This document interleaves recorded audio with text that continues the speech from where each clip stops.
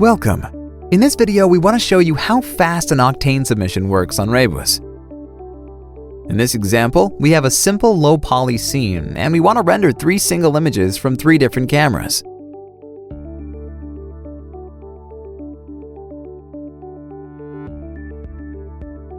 For that, we have already pre-configured the render layers.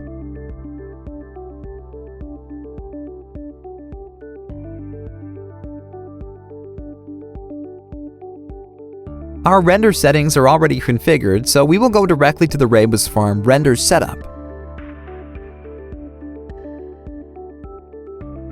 We will need to check the Activate Render Layers option. Then we can simply click on Render Now. As there are no errors, we will just click on Send to Rebus. In the Control Center, we will click the Start button for the render to start. Then we can see how every camera was successfully rendered.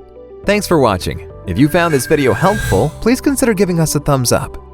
If you have any questions, please let us know in the comment section. Here are also some other videos that might interest you. To keep up to date with our channel, don't forget to subscribe.